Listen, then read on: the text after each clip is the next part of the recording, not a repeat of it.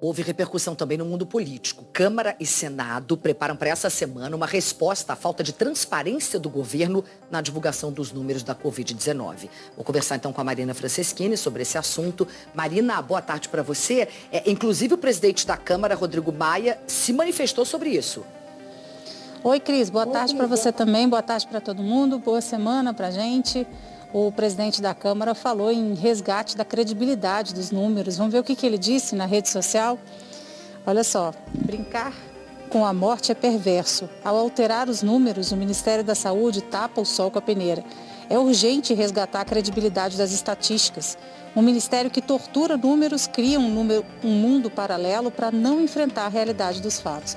Agora há pouco, o presidente da Ordem dos Advogados do Brasil, Felipe Santa Cruz, também se manifestou sobre essa confusão toda do Ministério da Saúde com divulgação de boletins com informações erradas. Ele disse que é um lastimável descaso com a saúde dos cidadãos, tentativas criminosas de manipular estatísticas e ações coordenadas para enfraquecer as instituições, testando perigosamente os limites da nossa jovem democracia.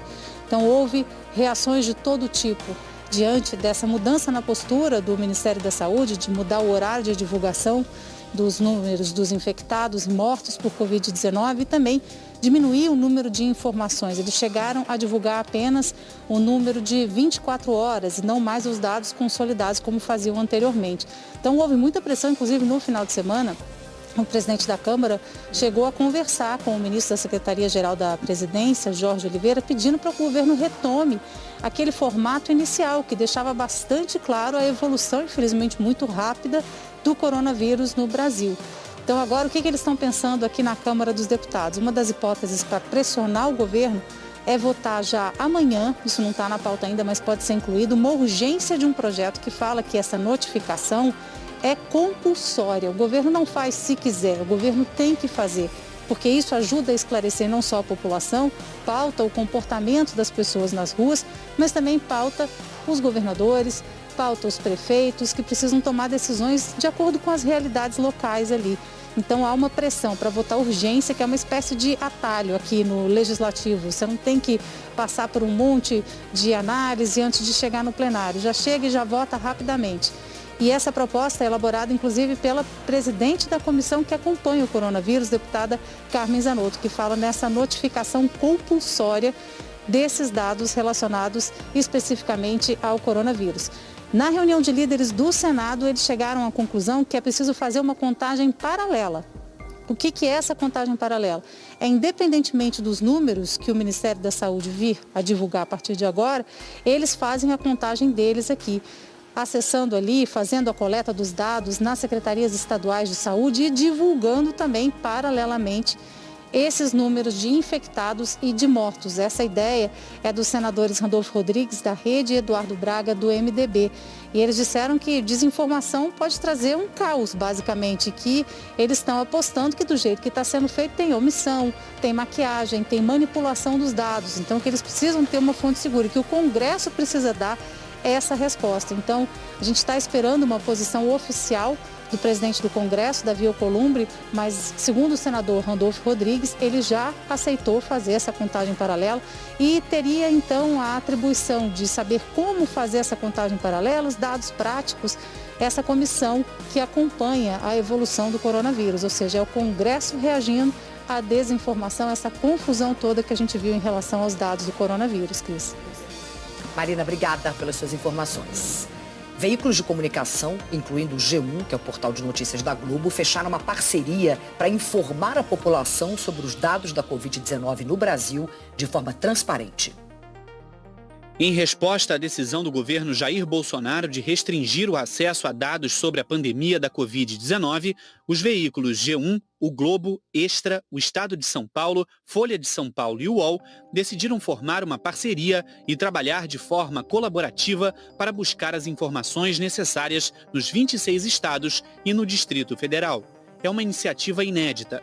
Equipes desses veículos vão dividir tarefas e compartilhar as informações obtidas para que os brasileiros possam saber como está a evolução, qual é o total de óbitos, além dos números consolidados de casos testados e com um resultado positivo para o novo coronavírus.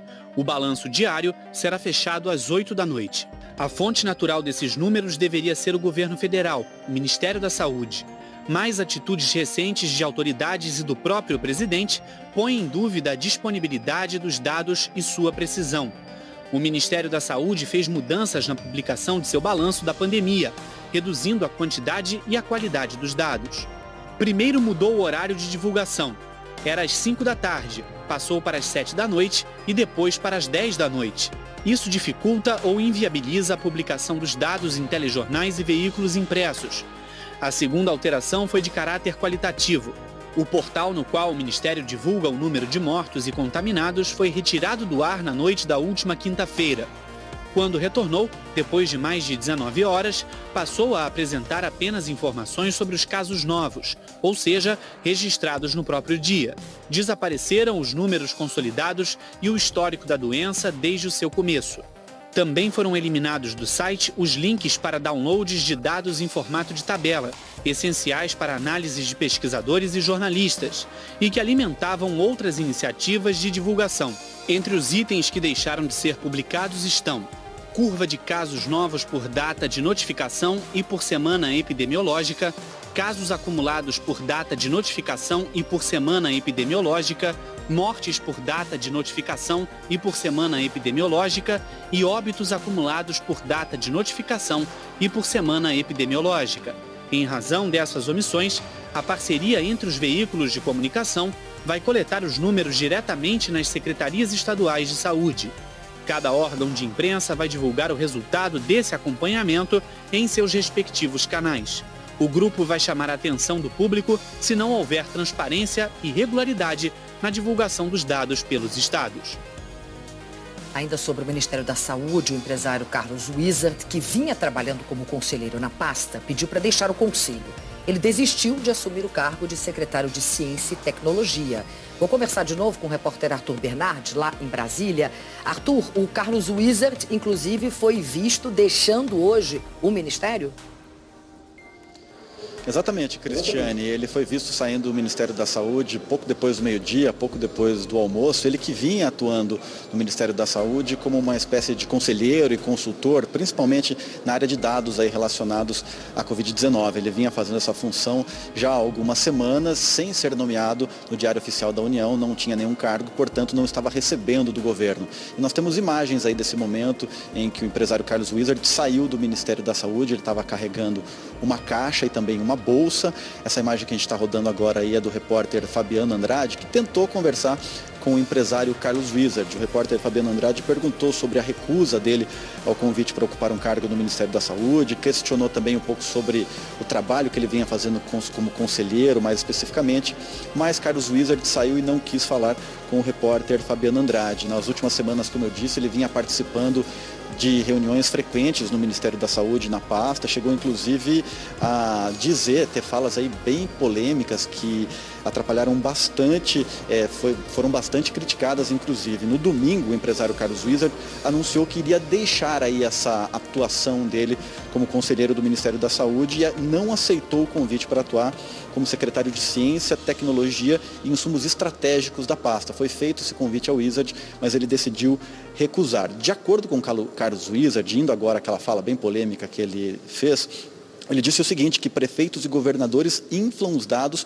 para conseguir mais recursos do governo federal no combate à Covid-19. Ontem, em uma postagem em rede social, ele pediu desculpas por qualquer ato ou declaração que tenha sido interpretada como desrespeito aos familiares das vítimas de Covid-19. É claro que uma fala como essa gerou muita crítica e uma reação muito forte por parte do CONAS, o Conselho Nacional dos Secretários de Saúde, que reúne gestores de saúde de 26 estados e também do Distrito Federal. O órgão divulgou no sábado uma nota de repúdio às afirmações de Carlos Wizard.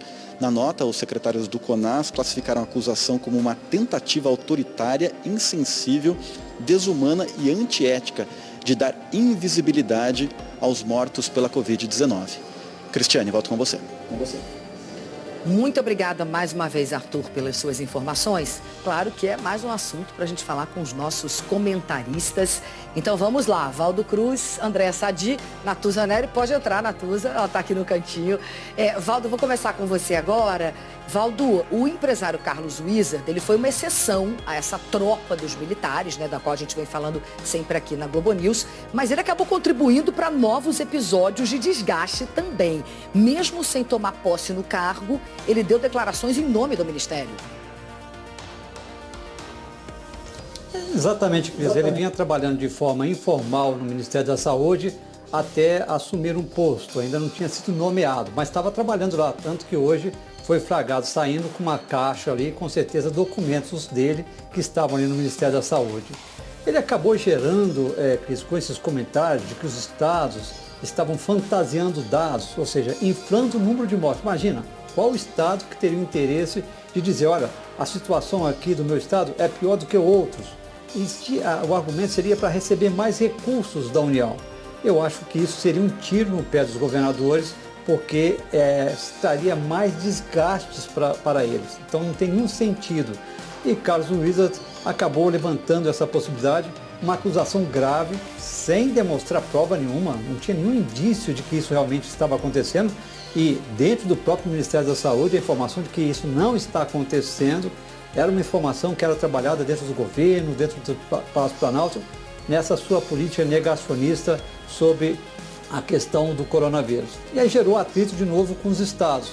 E o atual ministro, Eduardo Pazuello, ministro interino, tenta melhorar exatamente esse relacionamento entre o Ministério da Saúde e os estados para que a gente possa ter uma política de combate ao coronavírus um pouco mais eficiente. A gente está vendo que o Ministério continua entrando em polêmicas, teve essa questão dos dados, suspeita de manipulação na divulgação dos dados e mais agora essas polêmicas causadas por assessores.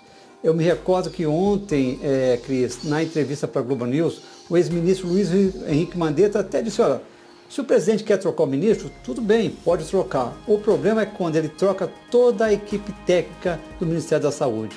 Boa parte daqueles técnicos experientes que já lidaram com outras epidemias no Brasil saíram dos seus postos. Isso é mais grave ainda, Cris, do que trocar um ministro.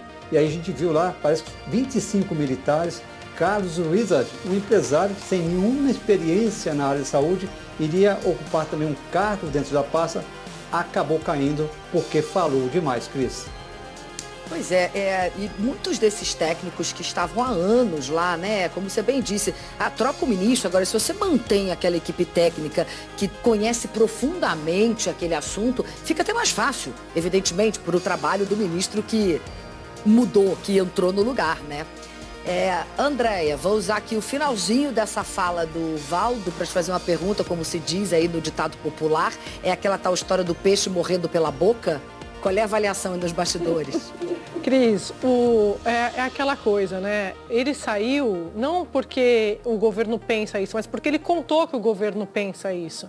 É aquela coisa, se estivesse sendo discutida nos bastidores, ainda sem ninguém saber, talvez ele continuasse trabalhando ali à frente do que ele estava trabalhando e ajudando o governo, auxiliando de uma forma diferente ou informal, como a gente estava acompanhando o trabalho do empresário. Agora, Cris, eu sempre gosto de lembrar que o Pazuello, quando ele foi indicado para ser o número 2 do Ministério da Saúde, a coisa que eu mais ouvia de ministros da ala militar, ministros que são generais, mas que trabalham para o presidente Bolsonaro, era de que o Pazuello ia resolver, ele ia colocar ordem, porque ele era excelente com a logística, na organização de números.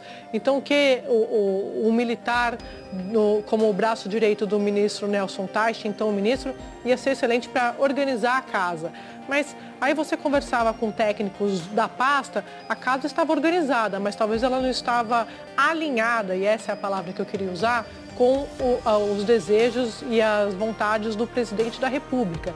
Porque, como eu sempre lembro aqui, Cris, é o seguinte, para você ficar neste governo, você precisa concordar com o presidente da República.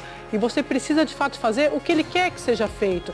Não de forma necessária, é a coisa correta, é a forma correta. E por que eu estou fazendo isso? Porque o que aconteceu no Ministério da Saúde, para pegar gancho com a avaliação do Valdo, foi uma intervenção do presidente. Porque Porque quando ele escolheu o Pazuello, ele só comunicou ao ministro Nelson Teich. Depois o Teich disse aqui que ele concordou com a ida do Pazuello para o Ministério. É verdade, mas o presidente que escolheu o número 2 da pasta. E o presidente faz isso em outras pastas, não é só no Ministério da Saúde.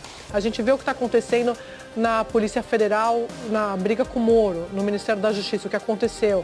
A gente pode falar aqui também do caso da cultura. O presidente gosta de deixar claro o tempo todo que ele dá a carta branca, mas ele tem poder de veto. Mas isso não é verdade, Cris. Quem monta as equipes de todas as pastas, de fato são os ministros, mas o presidente, ele adequa, ele molda essa equipe ao seu bel prazer. Só que neste caso a gente está discutindo vidas, a gente está discutindo números na crise do coronavírus e a falta de informação. Então é o que a gente estava falando aqui, quando o presidente interfere nisso, ele está de fato barrando, blindando a realidade de chegar a quem interessa, que é a população, é a sociedade. Então, é muito mais grave do que os outros casos, pelo menos na minha opinião, na minha avaliação. Sem dúvida nenhuma. Natuza, queria te ouvir aí sua análise diante disso tudo que foi posto aqui agora. Cris, claramente ele não foi demitido pelo que ele pensa, né? Ele seria promovido, inclusive, pelo que ele pensa. Mas claro que houve aí a exposição escancarada do raciocínio que é um raciocínio do próprio governo federal. Então esse foi um problema. Foi o único? Não sabemos. Os bastidores também dão conta de que o ministro Pazuello e ele vinham se desentendendo e que ele não topou encarar. Tem um outro dado importante. Como ele é um empresário, as empresas dele estavam sofrendo uma campanha de boicote nas redes sociais. Então também pesou no bolso. Então essas são as 3 razões pelas quais ele saiu. Mas ele prestou um bom serviço, porque ao verbalizar a intenção do governo, que não gosta dos números de mortos e contaminados da Covid-19, ele acabou catalisando essa discussão, esse debate e provocando que outros atores se organizassem para fazer eles essa divulgação.